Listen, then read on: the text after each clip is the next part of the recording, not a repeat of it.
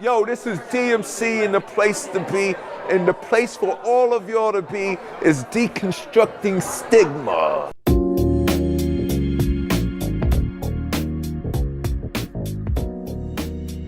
Have you ever heard of Kramer Books? Mm-mm.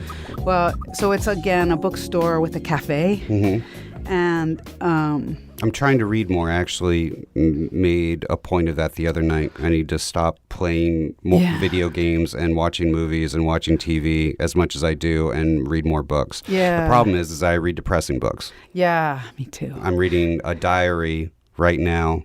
It really happened, of a woman that woke up in a hospital. She has no idea how she got there. She was involuntarily detained, so she can't get out. Oh, wow. She doesn't know what's going on. She doesn't know if the doctors who are treating her are real. Wow. And the only thing she has is a pocket dictionary and some paper, so she wrote a diary.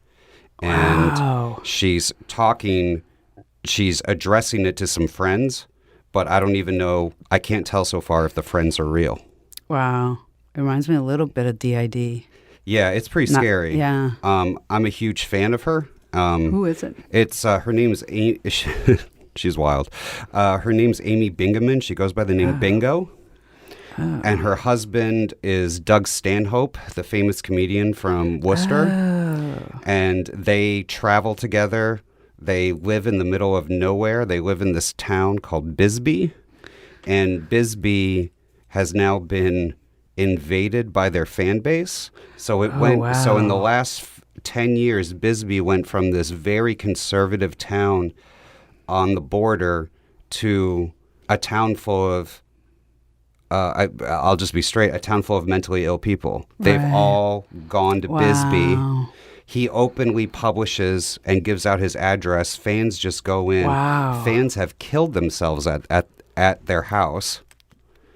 Oh, my God. All of his fans they either struggle from addiction, alcoholism, suicidal ideation, mental illness.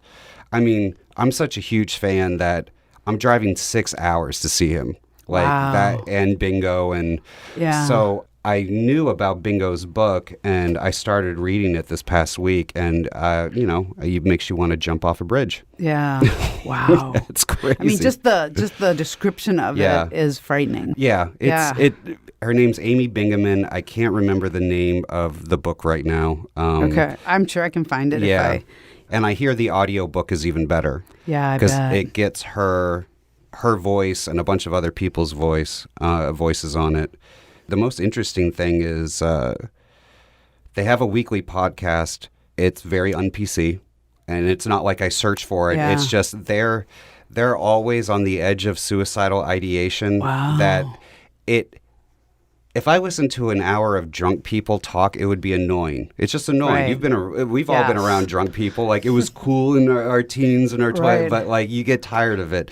When they do it, it's just everything just falls out. Wow. And they've built up such a huge fan base. There's this woman, I can't remember her name. This woman's a hero. This mentally ill woman who is a sexual assault survivor, who is a lawyer, and what she does is that this is something I never even thought of. She defends immigrants coming over the border that are mentally ill, that are detained and don't even know what's going on. And she's in the U.S.? She's in the U.S. And coming over the U.S.-Mexico border? Yes. So those are her clients. I can't remember. I feel like I should know her. I can't remember. Yeah. She's incredible. Wow. And she's... I can't picture who that is, but you're describing me with the exception of defending people. Right.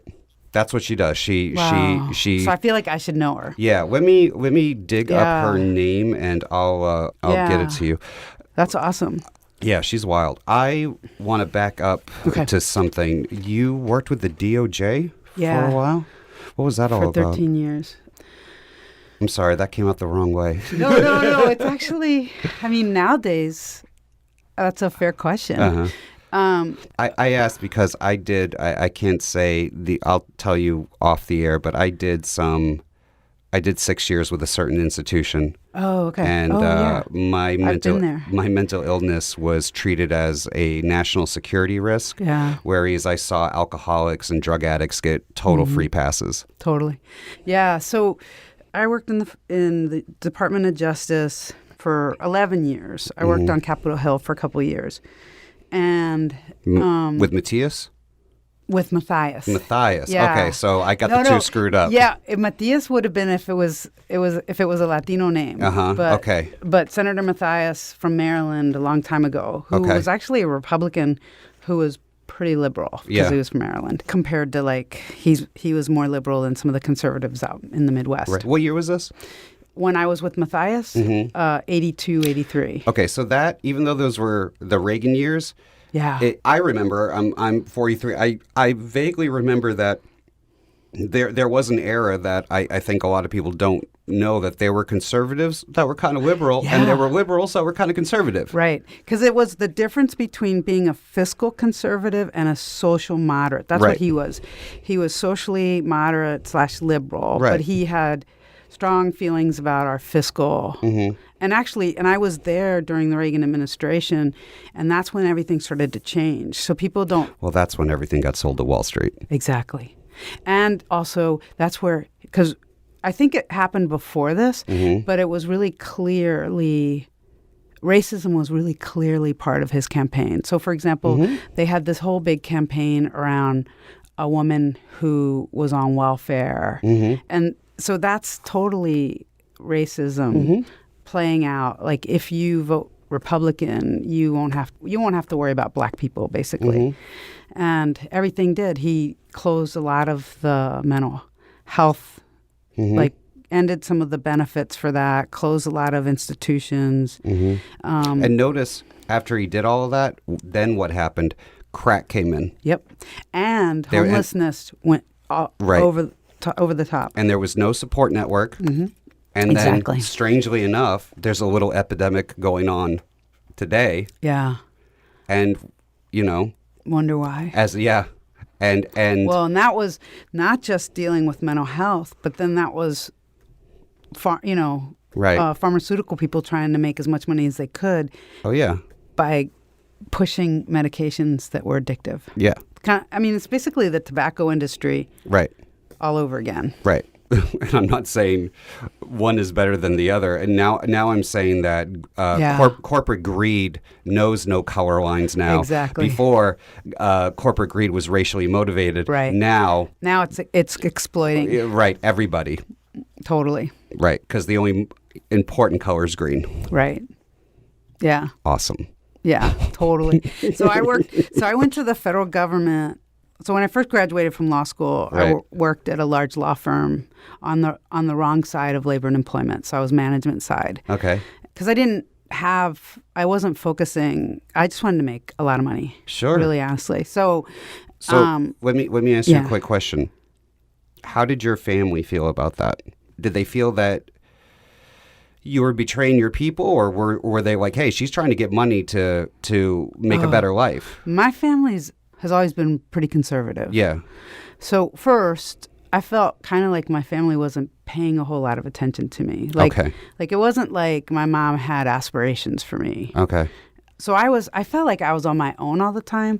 And but my extended family saw my being able to go to law school, graduate, and pass the bar as really positive things. Like they were, proud of me and stuff. I didn't know that at the time because no one's really telling me stuff like that. I'm just doing it. Was there a period of your life where you were convinced nobody cared about you? Oh, yeah. Oh, my gosh. I think I didn't think, well, if I let myself think it, which was kind of like part of this coping mechanism, is I wasn't paying attention to my thoughts. But I felt alone almost entirely until I started going through a process of healing for DID. I hear what you're saying, yeah. but and I'm not trying to counter what you're saying. Yeah. But did you feel alone even in the process of healing? I know you said yes. Okay. Yeah, because, so if you think, so surviving like really significant abuse as a child, you gotta... And let's clarify, we're talking physical violent abuse and sexual abuse? Yep. Okay. Physical and sexual and psychological and... Emotional? Emotional. Okay. So when you survive that, the way I did, which is creating parts, right? You're in your head all the time. You're not sharing stuff with people because it's not safe. Because like I learned that if I said things hurt, then I would get hurt more.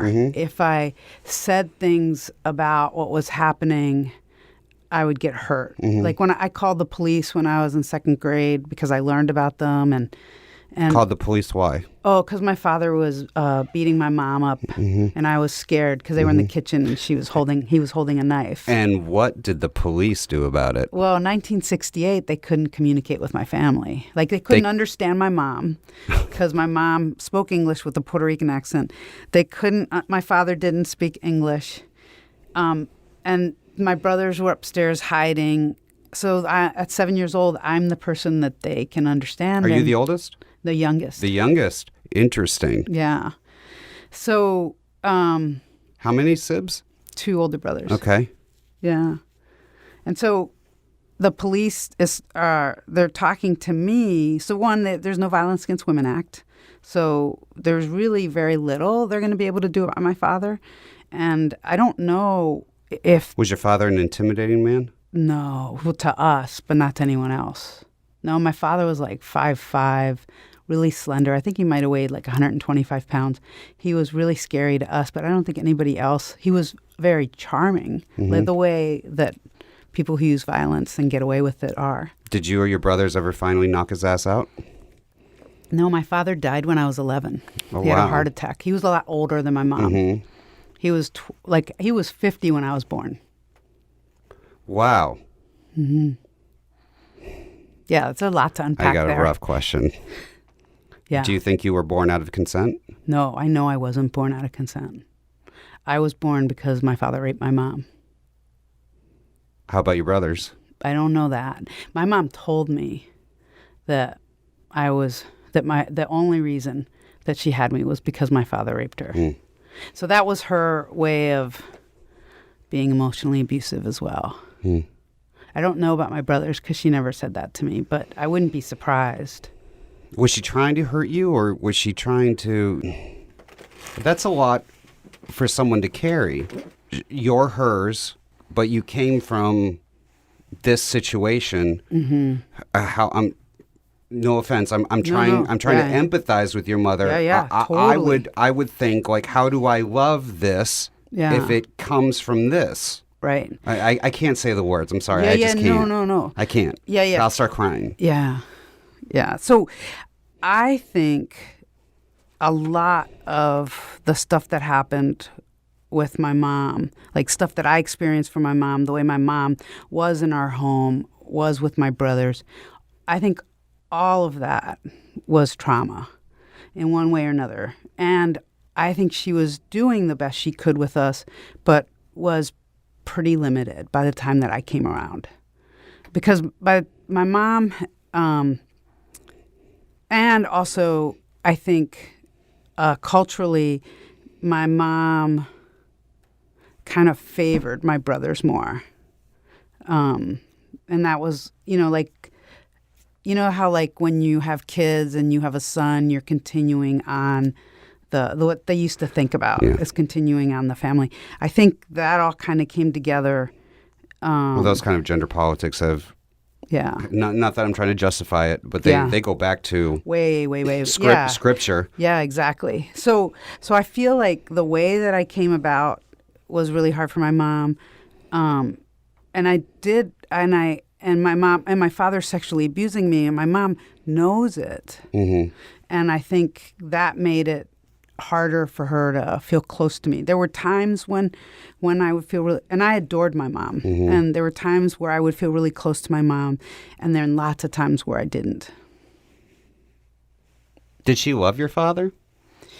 I don't know. I don't know. I mean, by the time that my father died, I don't think she did anymore. Like by the time that my father died, I mean, she was having an affair with her boss, and she'd been having an affair with her boss for about 3 years. And I knew because I was always home. And I... Did you blame her? No. It Did scared me. Did you cover for her? I did to a point. Hold on. No, That was not an acute. That's just a question. Yeah. I don't blame you. Know. No. Yeah. Yeah, I wasn't gonna say anything, but my father. So here's what happened. Like I knew what was going on because every so often my father would leave and go somewhere, and he was supposedly working or visiting his family, but we weren't. We never really knew. And then my mom's boss would visit more and stuff. So I knew something was going on without really knowing what was going on because I'm 8 years old. And and I also knew that it was really scary. So I didn't want my father to know, but I think my father suspected at one point and then made me tell him. And at that point, because he was like, I know this is happening. He made you tell him. Yeah, because my father was very, very scary. Yeah, no, I know. So I think that was a turning point for my relationship with my mom because my father beat her up really bad and said that I had told her. And my mom made it really clear that she was, the only word I can think of, she didn't say this to me, but it felt like she hated me after that. And she didn't stay there, but so there's that. And then there's some things like my mom. Why did she hate you? I think it's probably everything. I think. Everything? Well, I think the way I came about, the sexual abuse that she couldn't deal with. And then my father. I'm going to go out on a limb here. Saying. Yeah. Do you think it's also because she may have thought, I'm not saying you did this, right. I'm saying she may have thought that you kept taking away the men in her life? I don't think my mom would think that way. Okay. I know women that do think that way, but right. that was never really my mom. Yeah. My mom, that would be like a proactive thing. That I think really honestly, like out of nowhere, I think my mom was probably a lesbian. Yeah. Like my mom never felt to me, like it never seemed to me that my mom enjoyed sex. It seemed to me that my mom had to do that in order to have what she wanted in her life.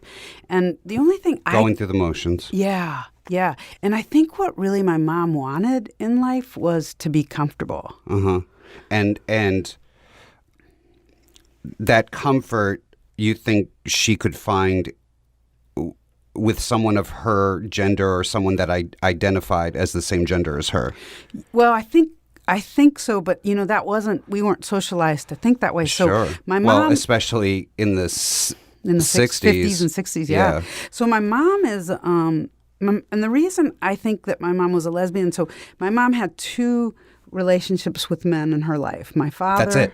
Yeah. Okay. My father, and then the guy who was her boss. Real quick, was she abused as a child? I don't know. Okay.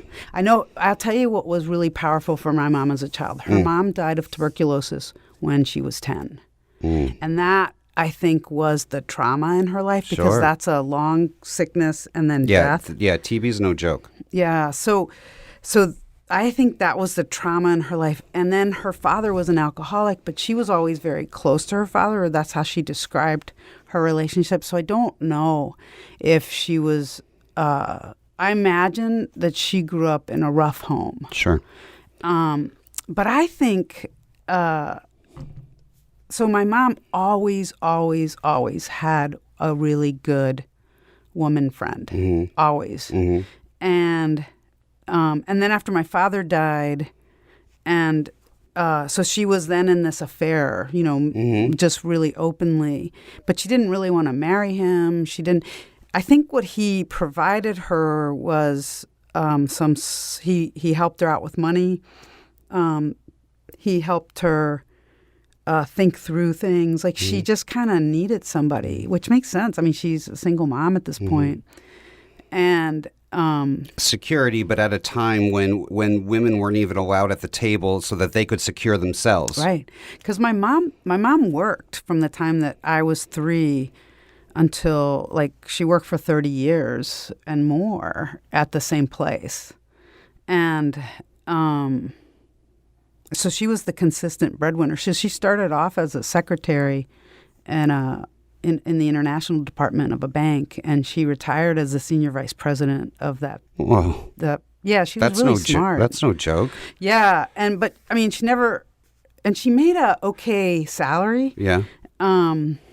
But my mom, I think my mom had impulse stuff. Like my mom would spend a lot of money that she didn't have. My mom just never had enough money. I mean, that seems trauma related. Yeah. I don't. Exactly. I would not chalk that up to irresponsibility. No. And I think that trauma started when her mom died. I need this because I don't even know if there's going to be a tomorrow. So exactly. live for today. Exactly. Who cares if I can pay this off? Right. Because I don't even know. She would never even go there. Yeah. She would never even go there. So that's what I mean. Like she always kind of wanted to be comfortable. Mm-hmm. And I think my sense of her, I could totally be wrong about this, but I spent a lot of time thinking about my mom. My sense of her was... Too much time? Oh, I'm sure. Mm-hmm. I'm sure. I'm sorry. The sense of your mom, you were saying? My sense of her was that this was like men and relationships with the one of these two men. Sure. Is what she's supposed to do, but where she seemed kind of happiest was when she would be with this one woman friend that she would have, and it wasn't always the same person, and it wasn't anything more than that, but I could. There was just something in it that I could feel her be relaxed and enjoying, their company, and this other thing. She would enjoy it, but that was different. Did you think that gave you maybe a natural or innate feeling knowing that, sorry, let me rephrase that. Do you think it gave you an innate feeling that you could go to women for comfort? If she found comfort in other women, I'm not talking about sexually. Right. I'm just talking about comfort. Yeah. That if you saw it in your mother, maybe you could do that as well. I'm not sure. It's possible. Mm-hmm. I think it's kind of a little bit broader than that for me. Sure. So all the men in my life abused me. Yeah. When I was a kid. Sure. So my father, my brothers, and my brother's friends. Okay? Your brother's friends? Yeah. So on the other side, my mom was the person who I could connect with. Mm-hmm. And then when I'm 3 years old and I'm spending time with my next door neighbor who is like a walking hug. Mm-hmm. I mean, she was amazing. Mm-hmm. And so I think what I found really early on was that men weren't as safe as women, and that I would get, I think it had more to do with my next door neighbor than my mom. I think my mom and seeing her and feeling that sense of happiness in her with women is something I recognize now because I know what it feels like. Do you ever think you would be talking about this openly? No. Like when I was growing up? Yeah. No, never. Think there would ever be an outlet for this? No, in fact, when you go back to working at the Department of Justice, when I worked at the Department of Justice, I had a top secret clearance. And I knew, because I was an employment and labor lawyer, that the one way that I could laugh because I remember all that stuff. Yeah, right?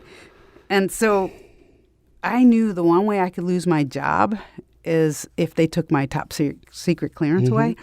So I had to, when I was diagnosed, I knew that's how they could take it away.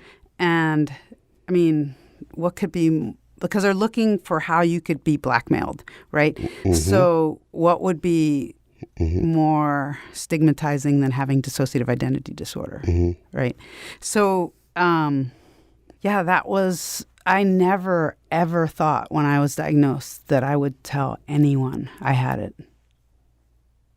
Yeah, and not to mention all the other things that we're talking about. Right. So I'm going to walk myself through the process, and I'm going to need you to correct me along the way. I'm Okay. doing this to kind of give some background for the audience. Okay. Sorry to take you back to this place, but I No. just need to clarify. You're in the process of being abused Okay, when I'm a kid, right? when you're a kid. So this is what I'm imagining. There's a quadrant in your mind that you draw out.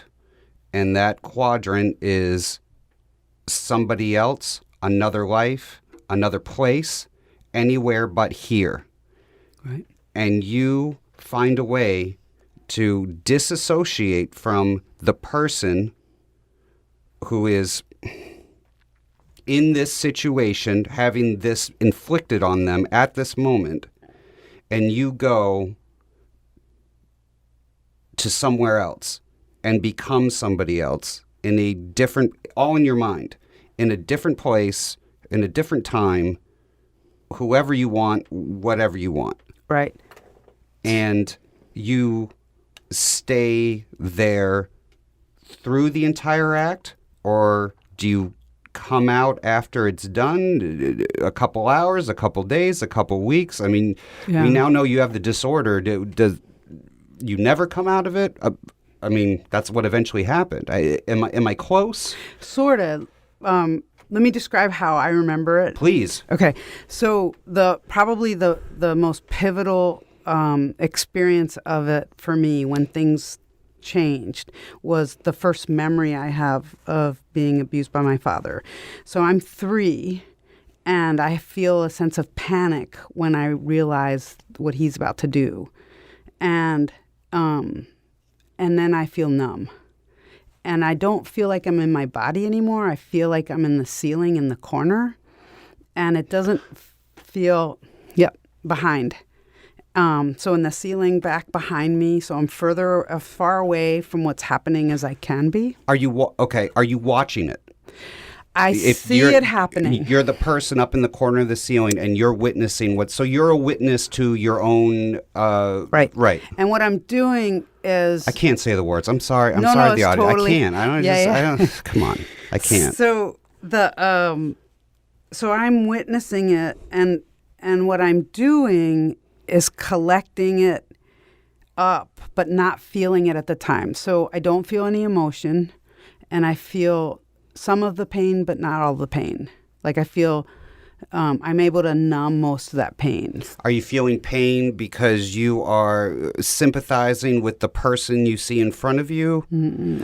I wasn't able to dissociate enough to not feel any of the pain. But enough to dissociate.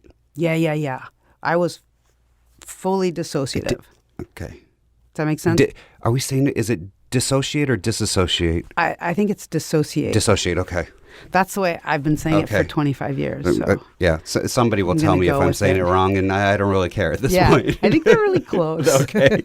So, stupid question. I'm just going to say it's stupid. Yeah. It's a stupid question. What, was there an end goal to disassociating? Did you want to witness? No. And did you want to be the witness to your... No, not at all. Like what?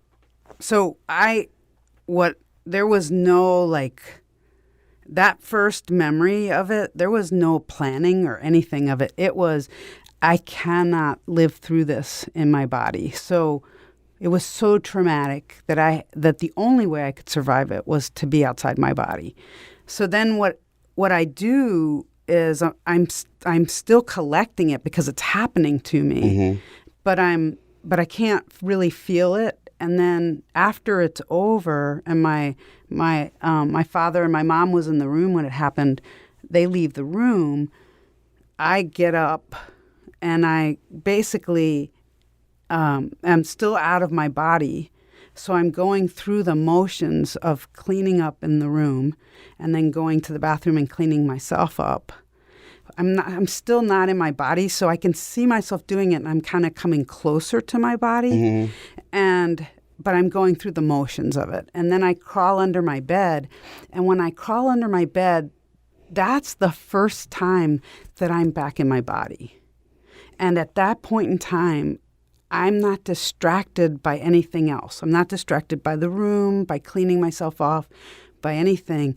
And it's the first time that I could consciously think to myself, that just happened, and the impact of that, right, at 3 years old.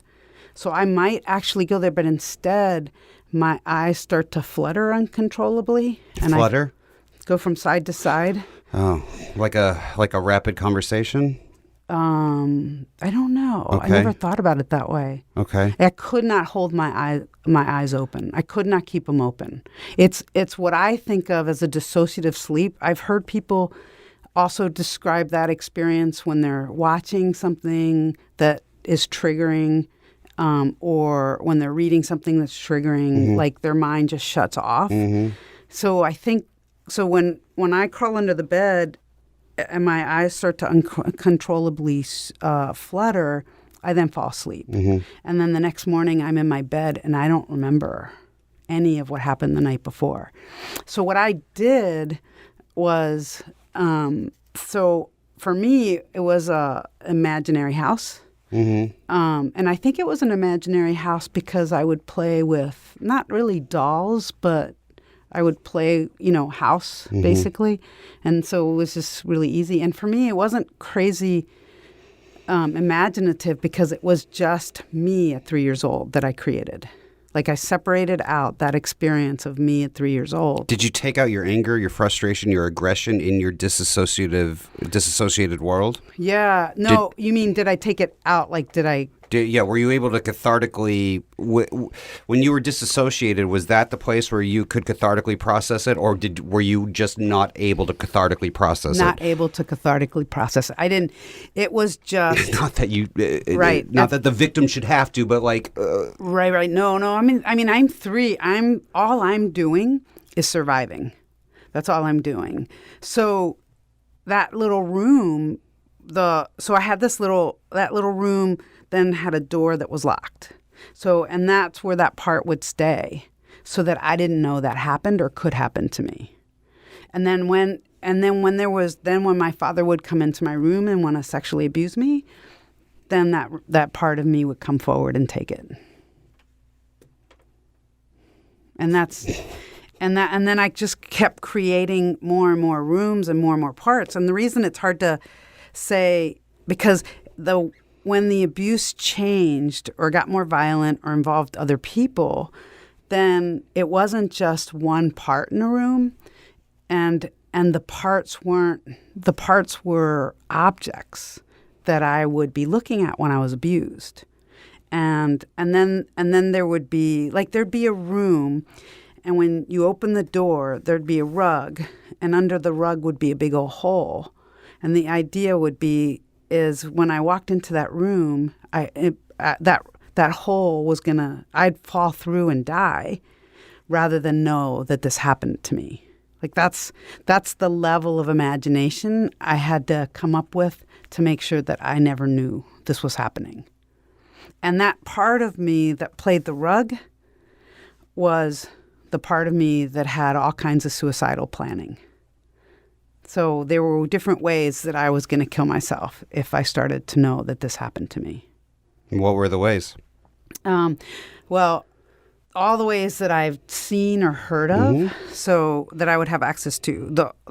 I tried to kill myself twice that I remember, and both were with pills. How old were you? I was 16, and I took I think a bunch of Tylenol is what I ended up taking. What year was it when you were 16? Would have been 19. Wow, I was born in 61. I always have to do that. 77. So 77? Yeah. Yeah. Okay. So, and then again right before my book came out. So in 2011. Okay, you're gonna have to explain that one. I know, right? So, so it was one thing. So I had spent all this time only telling a few people I had dissociative identity disorder. Sure. And then I wrote this book, and and I knew it was going to be published because the publisher came to me because I had written an article about having dissociative identity disorder Article for who? For the National Sexual Violence Resource Center. And just to test out, is this going to be something I can have out there? And so then somebody who worked for this publisher found that article and reached out to me and asked if I would take that article and create a book. So anyway, so I worked on the book and it was done, edited. I was just waiting for it to come out. And then I started to panic about people knowing that I had DID and knowing what happened to me and like seeing what it was like to live with it. And correct the timeline for me, but at this time, isn't DID still classified as multiple personality disorder? When I was diagnosed in 1993, they were just starting to talk about it as dissociative identity disorder. So I was diagnosed with DID. Right. So, but all the books and stuff were about multiple personality disorder. Yep. Okay. So in 2011, when I'm writing about dissociative identity disorder, or when my book's about to come out, I panicked. Sure. And the thing is, the tricky part is that I'm not trying to be insensitive, but panic about what? About people knowing, about having revealed too much about myself. People who? Everyone? I know, right? Yeah, everyone. Like Oh, I'm not challenging you. Yeah. I get it. I'm more afraid of what people think of me than the people that know me. That's why I make enemies with the people who know me, because I'm more concerned about the people who don't know me. It was literally flip-flopped. Yeah. It's everyone and anyone. Like, I now no longer have control over who knows about this in my life. People close to me, people who aren't close to me, but who I know and know me. Like, I want to back up to what you said. You never had control of this. Let's cut a bit of that sentence out. You never had control.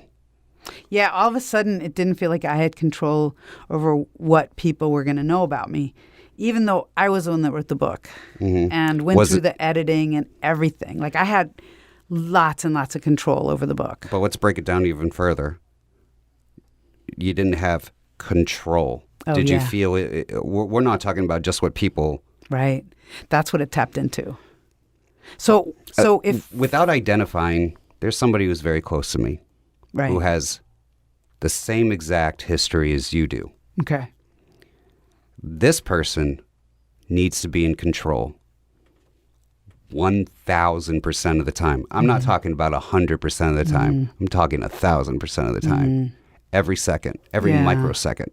And if that person feels even the most slightest bit out of control, the world is ending. The reason this person needs to be in control is because it keeps the ghosts of this person, this person, this person, this person, this person, this person from attacking her. Right. Is that kind of... Not as much anymore. And let me, so because of the process of healing that I went through, like I still... Right. You were lucky enough to have the process of healing. I went through a really extensive healing process. So in 2011, I've gone through a really extensive process of healing. What was the process? So I from 1993 to 1998, I consistently saw a psychiatrist whose name is Rich Sheffitz, who is really well known in this work now. I was just lucky to find him. And I went through and opened those doors in the house that I created and met the parts and learned what happened to me and have a consistent narrative across parts and myself. And I had a lot of integration. And I still have parts, but it's like we're in a huddle. Like it doesn't feel like I'm all separated, or I just have learned how to move through the world like I'm one. So if I don't pay attention to my mind, to what's happening in my mind or what's happening in my body, I can struggle pretty significantly. But because I know how to manage my life, and the things that I'm managing are the things that are part of like post-traumatic stress disorder, right? I'm managing anxiety, I'm hypervigilant, I'm managing that. I'm all those things that come from that is what I'm learning to manage. And I have to pay really close attention because if like I move through the world cohesively. And so if I do something that doesn't feel safe inside, I can really struggle. So I'm writing the book and I'm not paying attention. It's like I'm not thinking about, I'm just thinking about getting it done. Like I want to accomplish this. I want to be able to do this. And it wasn't until it was all done, all the editing, everything was all done, that all of a sudden it occurred to me that people were going to read it. And it tapped into the lack of control I had when I was being abused. And so the thing is as much healing as I've done and as much as I kind of get my experience, there can still be times where I'll struggle. And it'll happen really fast. Let me give you a scenario. Let's say after this interview, of course I would ask, this is just a scenario, I'd say, let's hug. And we hug. Let's say I'm wearing a watch and I pull away and the watch maybe catches onto a button and it rips the button off. Okay. Would you see that as an accident? Yeah. Okay. Yeah, for what sure. if I went up to you and just grabbed a button and pulled it off? Oh, yeah. That would not be an accident. Well, first, I know it's not an accident. You have to be really careful. No, sorry, but I was trying to make a joke. Now that I know that you're like me and you can find humor in the dark places, we can play. I always assume when it comes to this stuff. Oh, no. You have to. Yeah. Even my closest friends, and I'm very close to my office mate, I leave them out of that side of my life. And my family and I, the ones that I'm close with, I mean, our sense of humor is sick. Yeah. But that's, you have to find comfort somehow. Well, it's funny. So like pretty much everyone in my life knows that I have DID, right? So I was doing this training last week in DC, and after we were done, we all went out to dinner, and we were joking around and stuff, and I said something like, we were all really laughing and stuff about the difference between people in the Midwest and people on the East Coast and people in New York, and talking mostly about why I live in the Midwest. Right. And I was like, oh yeah, it's really hard for me, like how kind of like in your face people are in New York, and like where in the Midwest somebody might say, oh, you know, it's okay if you don't want to do that, or you know what I mean? That's like kind of like a sideways comment. Where and I said something at dinner like in New York City, somebody might say, just shove that bitch. Yeah. And everybody at the table was like shocked when I said, just shove that bitch, because they don't ever see that in me. Like, and they all were like, oh my God, I've never seen you do that. And I'm like, yeah, there's a lot going on inside. Yeah. And we all just like, you know, broke out laughing. And but I'm constantly like, I see the humor in it. Like we're doing a training and we're talking about someone's standing there that doesn't have DID is talking about, you know, we're talking about intersectionality and racism and intersectionality.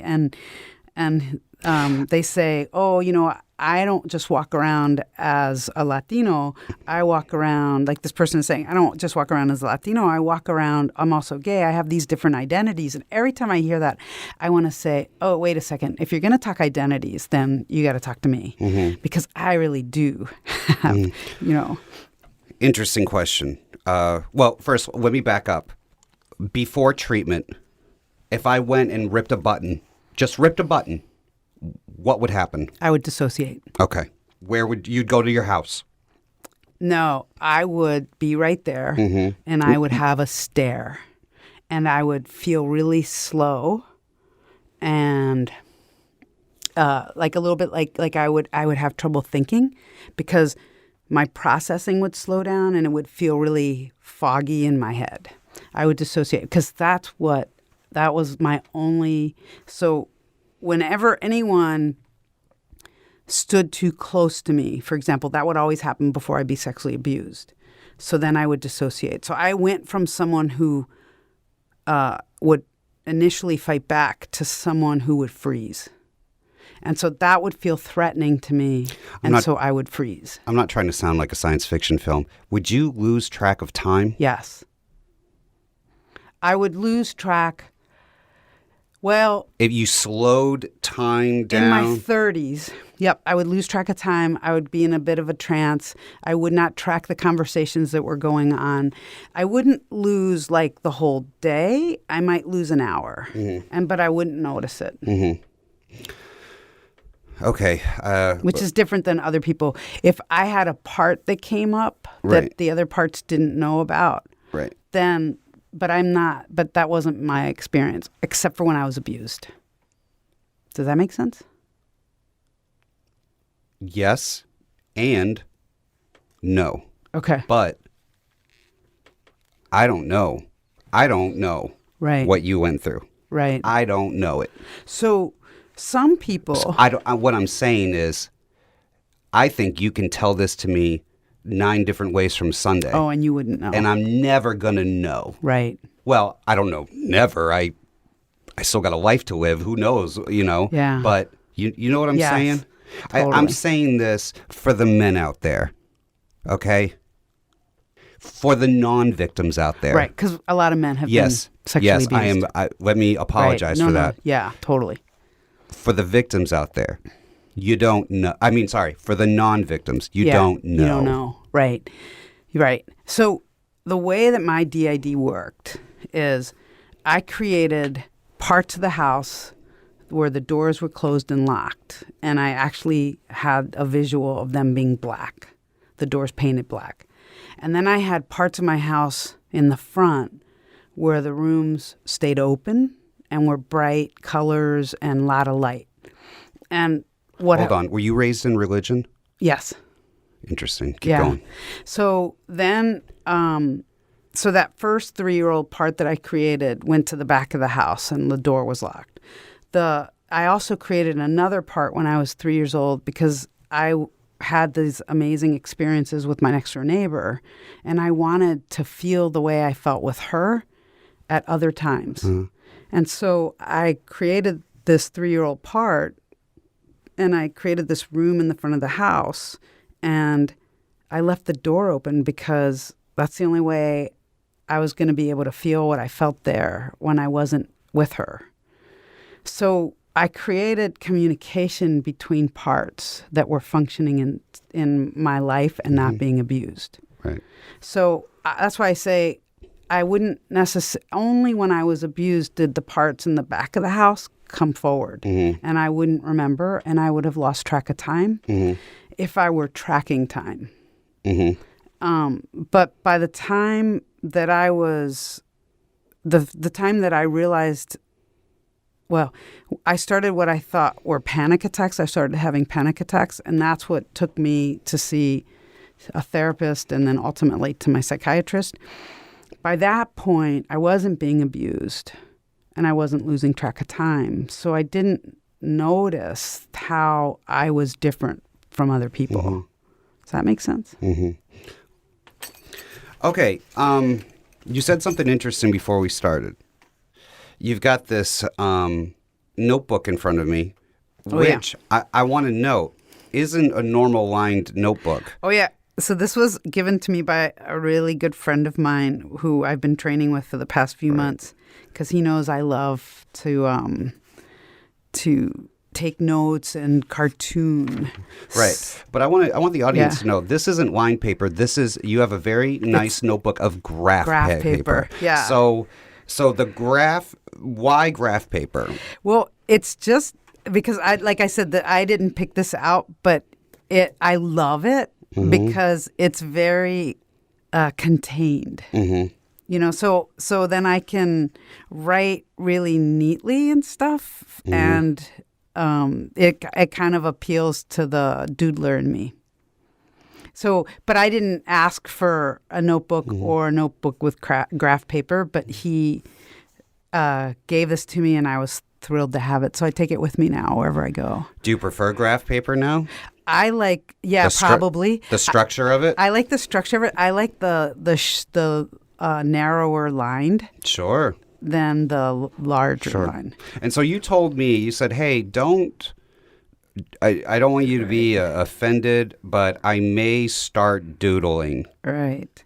During this discussion. And not only was I not offended, I gave you this look like, oh, please do. Yeah. So you're doodling right now. You're drawing. I'm drawing a little cartoon. Yeah, and it's actually, not that I'm the arbiter of good art, but it's really good. Thanks. It's very, no offense, it's very cartoon-like. Exactly. Not something you'd see in a comic book, but something you'd see in a cartoon, or more specifically, something that I loved as a kid, comic strips. Right. So my question is, no offense, are you disassociating when you do that? I don't think so. It's a really good question. I don't think I'm dissociating. In fact, I'm pretty sure I'm not. I'm staying here. And what I think what I like about this is sometimes. So when I'm in a lot of meetings or I'm getting, we're having a discussion around some of this stuff, I at times can lose focus. Now, I just drew this because we were talking about it. This actually isn't one of those situations where I'm losing focus. And if I lose... Oh, no, I don't think you're losing focus. And if I lose focus, then I'm not paying attention. So it's one of the things that that I learned really young that enabled me to stay in the room. So I could listen to what was going on at the same time that I was doing something else. So I can't tell really that it's a little bit like, when we do trainings, we put out colored pencils and markers and coloring like strips of paper that people, I forget what those called, those adult coloring books. And lots and lots of people use them while they're paying attention. So I feel like it's a little bit of that. And for me, it keeps me in the room more than kind of like my head I start wandering like, oh, what am I going to do tonight? Or a grocery list or wherever our conversation takes me.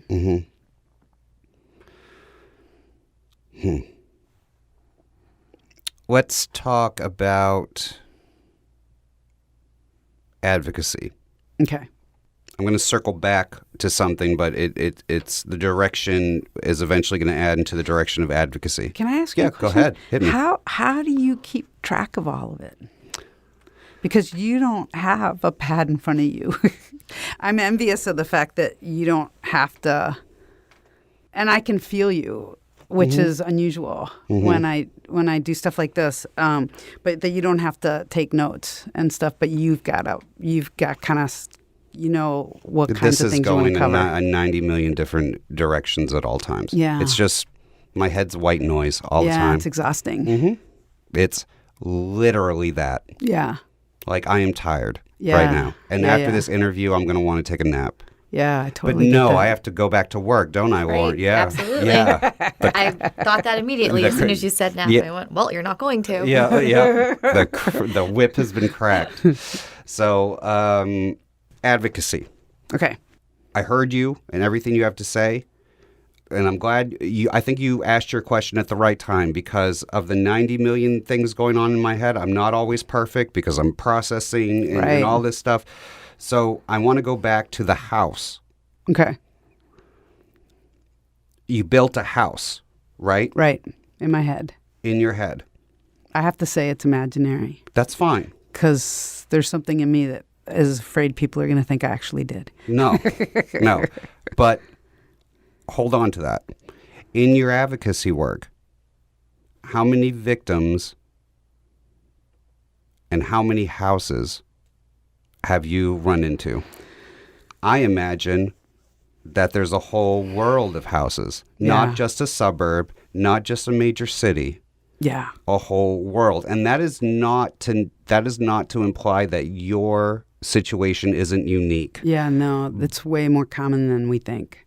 Exactly. I think, so I remember when my book came out in 2011, people, Ms. Magazine did a review of it, and the psychiatrist or clinician that wrote the review said this is extraordinarily rare.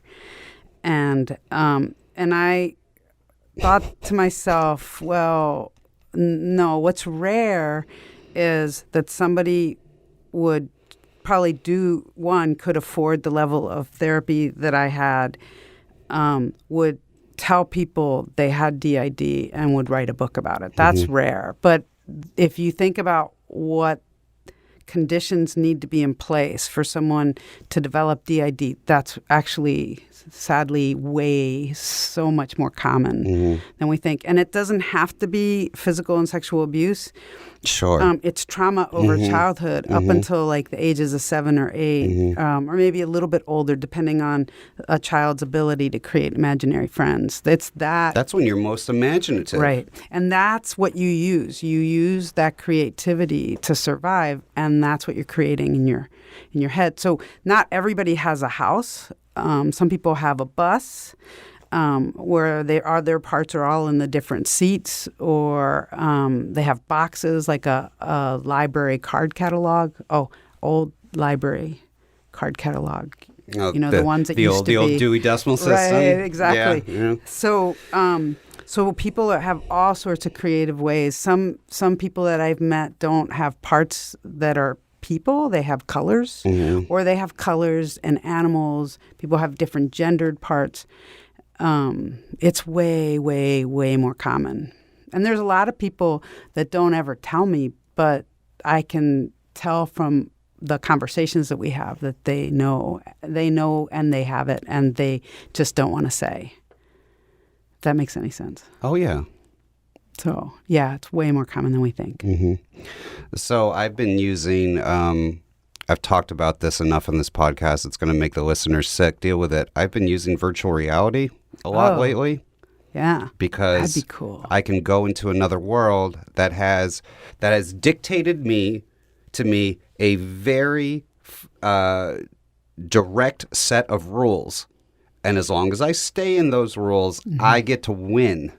Wow. That's awesome. And it's great. Except for it probably make me sick. It got like that motion sickness kind of thing. Yeah, maybe. But it is pretty awesome jumping off a building and then having no, it's not a suicide thing. Yeah. No, I just can't imagine it. Yeah, no. There's this Spider-Man one where you literally are on top of like the tallest guy and you jump off, and it's incredible. And then just before you hit, you shoot out a web, and then you swing across the city, and it's nuts. But I go into this other world, so I can live not even on my own terms, but on a set of terms that won't fall victim to human imperfection. Right. Yes, an escape. I mean, it's actually. It fits. Like what I created in my head was an escape. Because when you describe it to me, I wasn't equating it to virtual reality. I was equating it to this thing that I'm not educated enough to delve into it, but I think we need to start talking about reality and how there is this reality that is built on social norms so civilization can grow and we all operate in it. But there are other people that live in self-generated realities, and for so long that was automatically a label to crazy town. Right. Yeah. And the thing is, reality is only generated on what is your everyday normal experience. And if your everyday normal experience is what you went through, then what the hell is going to happen? Yeah. I mean, so when I think about that, I kind of like operationalize that, I think about being on Facebook and seeing the CDC study that says that 1 out of 16 girls' first sexual experience was rape. And I think to myself, that's who we know about. 1 out of 16. is what we know about. And what I know is like, well, so I never reported this as a crime. I never, put this down as in a survey. I mean, I wrote a book and I talk about it now, but there are so many people that don't talk about it, that aren't surveyed, or the surveys aren't in their language, or they're not literate, or on and on and on. That's the tip of the iceberg. And that to me is, we have numbers, we have a society, a sense of what's happening in society. It reminds me of the Matrix. We have a sense of what's happening in society that's not real. And we're starting through like the Me Too movement, we're starting to see how prevalent this stuff is. And then we discussed in our pre-interview that this is the next kind of, we're realizing how many people were sexually abused growing up. Do you find it interesting now that the creators of the Matrix now identify as women? Oh, no, I didn't know that. Yeah. That's actually really interesting. Yeah. They've changed their names. They've both physically transformed. Wow, I had no idea. Yeah, Larry, that makes a lot of sense. Larry and Andy are now Lana and Anna, I believe. Wow. I think it's very fascinating that you brought up the Matrix. Yeah, because that to me is like exactly this. Yeah, and the fact that they themselves, who wrote it and directed it, now have a different identity. So the other way that I see this is, and not to be political, but in our society today. Be political. It's fine. Okay, great. Well, then I will be political. So right now, what's happening is you can be political. I have to stay in the middle. You can say what you want. So racism is something that people are like discovering now. But that makes me sick. Yeah, but Native Americans, Latinos, people of color, Black people in particular, have been dealing with racism for hundreds of years. And as a society, we're starting to see it in our social media. Not in our social media, but in our, we are seeing it in our social media, but we're seeing it on television. We're seeing it on the news. We're seeing it in our movies. We're all seeing media. It, yeah, all across the board. And so now people are shining a light on it. And I feel like people are shining a light on it because we have some awareness, and we have a president that's basically saying that certain things that are happening are not happening. So we're all being basically gaslighted, and it's really, really triggering for people. And then our main culture, are the white people in our culture, are being like, oh, well, this is racist, and this is, and those are the people who are like, well, we can't have this. But like, this has been happening for a really long time. And I'm really excited that people are starting to see it, but I'm worried about it at the same time. And I'm going back to the capitalist thing. Like, I'm really thrilled that we're talking about it and seeing it.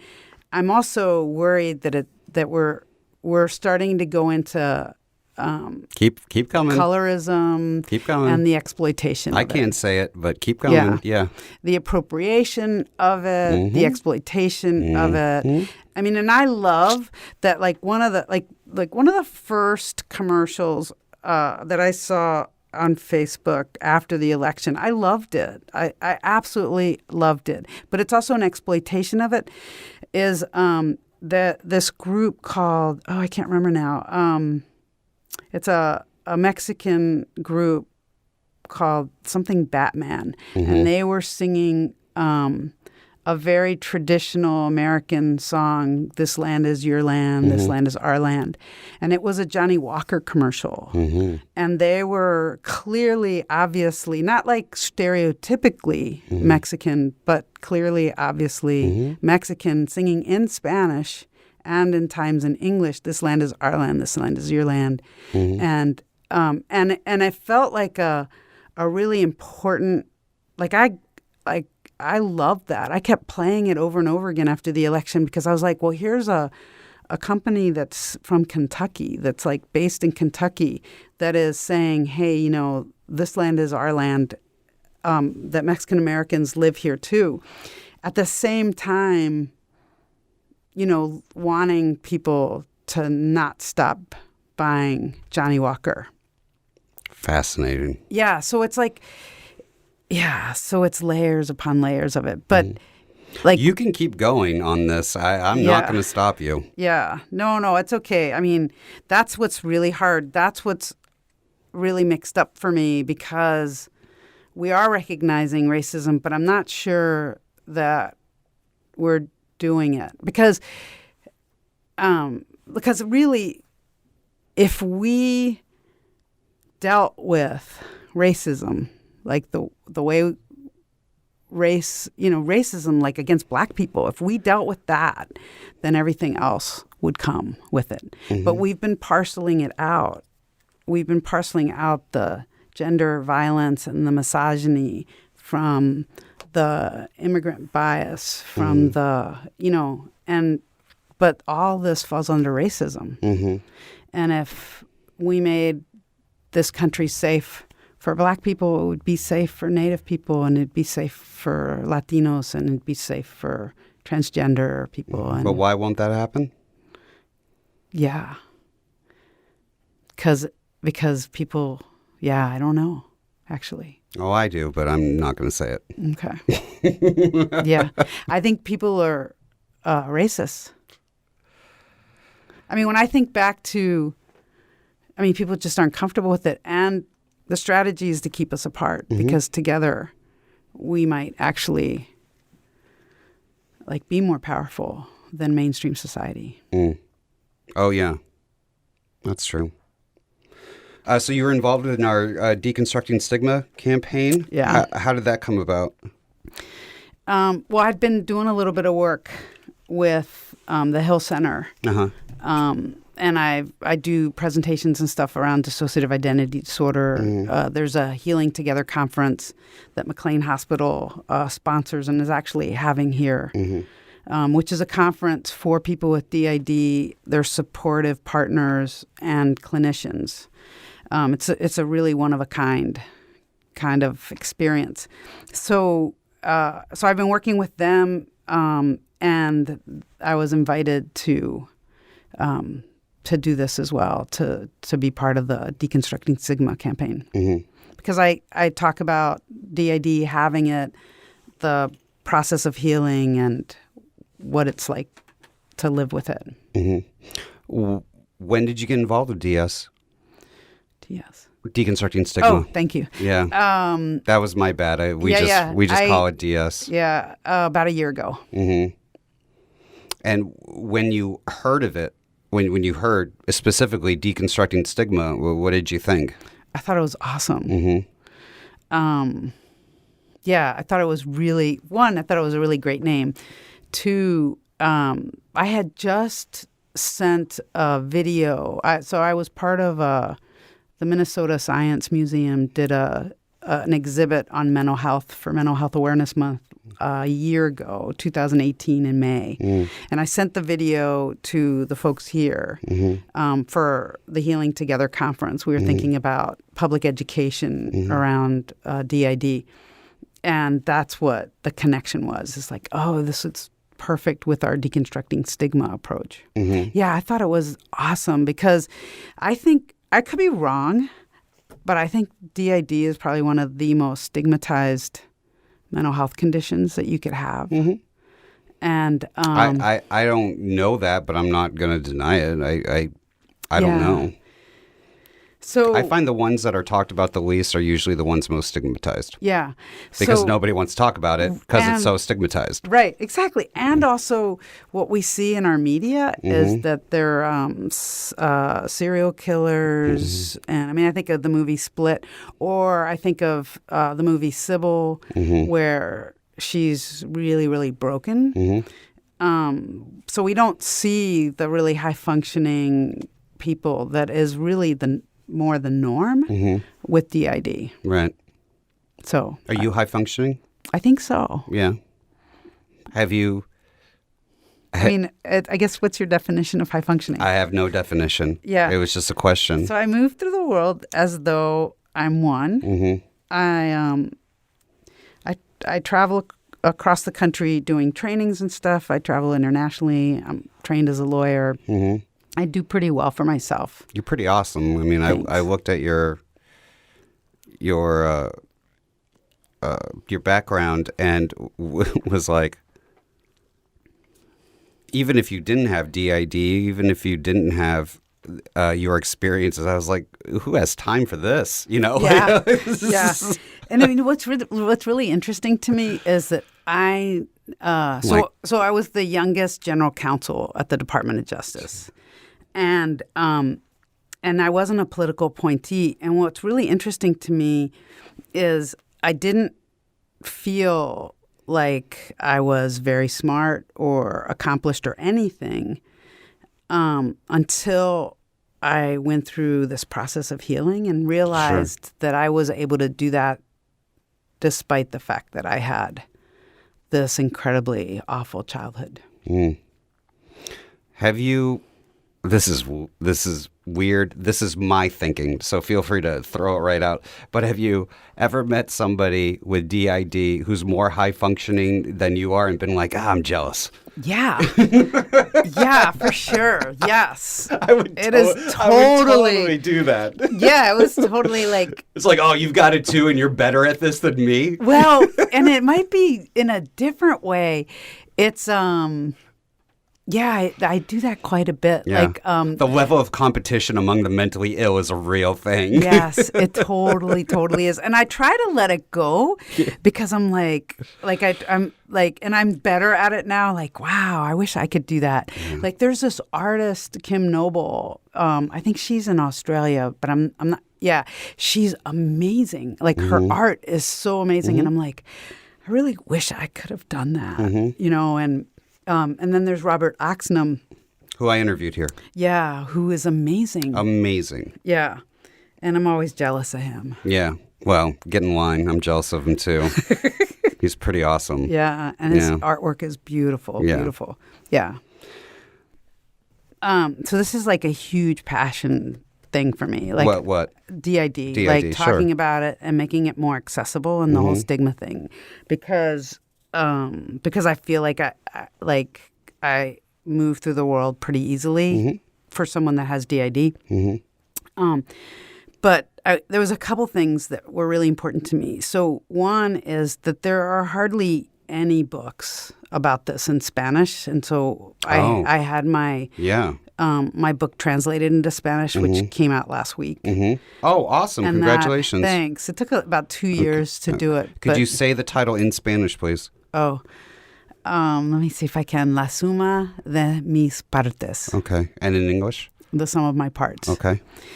And that's available at all retailers? Yep. You can get it on. You can get it online anywhere, and you can download it for any device. Okay, great. Yeah. And so can we put that in the show notes, please? I already put a note for that. And that was really important to me because of the whole issue of access. Because if people have access to information, then they can find themselves in people's experiences, and then they can do something about it if they want to or need to. So that's one big thing that I wanted to mention. The other thing is something that I've been struggling with a bit lately, which is people kind of comparing their experience of healing to mine, or their ability to move through the world to mine. And that even though, like going through that process of healing and working in particular with Rich Sheffitz is the best thing I've ever done. And it changed my life. But it's not for everybody. I mean, one, not everybody can afford it. Not everybody needs that. Well, that's a problem. Right. And not everybody needs it. And that's a mainstream way of healing, and there's all sorts of other ways that people can heal that might be their own thing. Did you try other things that didn't work? No, I did that. Like, I had panic attacks. I'm not challenging you. Yeah. But how do you know if it doesn't work for... But we all know it doesn't work for everybody, but how do you know? How do I know? Because I adapted to a mainstream model, but I do trainings all the time with people in migrant communities, people, tribal nations, like So sitting down and a Western talking. approach. Exactly.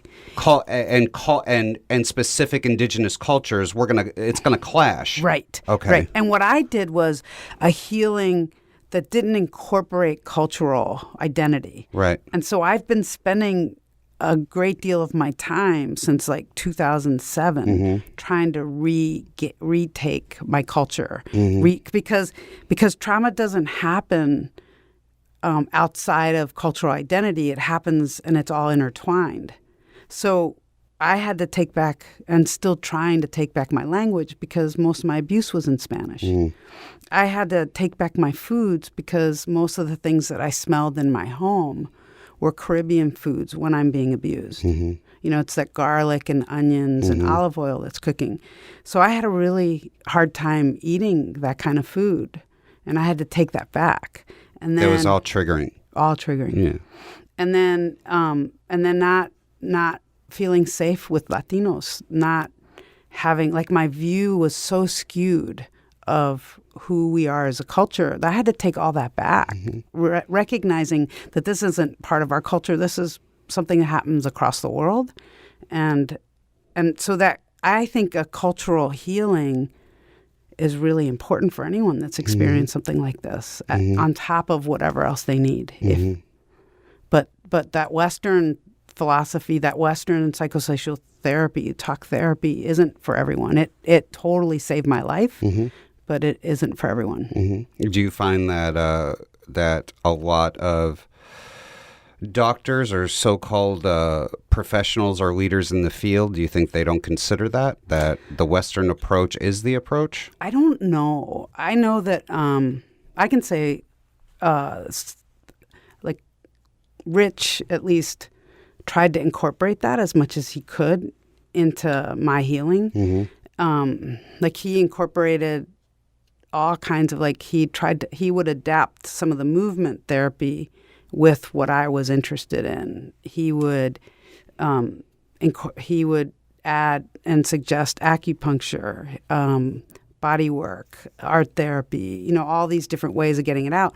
But I wasn't bringing to him the fact that, like, it took me that, like, a lot of healing to even notice that my cultural identity was so caught up in the trauma and that I needed to undo that. And the way that I did that was to go work for a program that worked with survivors of domestic and sexual violence that were Spanish-speaking. So it sounds like by using acupuncture, it sounds like Rich's approach was a little east and west. Yeah, it came holistic. from different cultures. So I kind of like Rich because like it him sounds too. like he wasn't trying to, whether inadvertent or not, I find doctors who are too stringent with their Western approach don't realize that when they're treating somebody of culture, they're, whether they mean to or not, are colonizing their mind. Exactly. Yeah. I don't feel like, well, and I don't know for sure. I don't feel like that was his approach. His approach was really holistic, which I loved. And I think it kind of enabled me to do more with that. Right. But a lot of people don't notice that because they're focusing on this really significant stigmatizing disorder and trying to help someone survive the healing process. Well, I mean, let's just be honest. A holistic approach is not a business model for big pharma. Right. So, right, exactly. I can't finish that sentence. I'll let the audience finish that sentence in their mind. Yeah. So, let me ask you a potentially uncomfortable question. Okay. Did you dissociate at any point during this interview? Did you want to? No. I thought I was worried about it, though. You were worried about it. I was worried about it beforehand. I was like, I was worried about two things beforehand. One, I heard the room was small, and I knew it would be for the soundproofing, but I'm used to flying on planes, so Flying this isn't small. Yeah. And then two was because we talked about, like, more specific abuse stuff on the pre-interview. I was worried that would be triggering, but listen, in the super easy. pre-interview, I wanted to make sure. And call me a hypocrite. I don't care. I wanted to make sure exactly where the lines were. Yeah. That's awesome. And where to stay. Yeah. So, I appreciate that. Yeah, no problem. I don't want to stop. I don't mean either. You do have to stop, though. We do have to stop. Oh yeah, because I'm gonna. Thank you very much. It was great meeting you. Are you ever going to be back in the area? Oh, I'm sure I will. Yeah? Yeah. Okay. So what I'm going to do is that I'm going to give you already have it, but I'm going to write down my cell phone in your book because I want it in your book. In your book. Yeah. And if you're back in the area, hit me up. Find somewhere in Boston that has good Caribbean food. Oh, awesome. And let's finish this conversation the right way. That sounds great. Okay. Yeah. Thank you so much. Yeah. Thank you.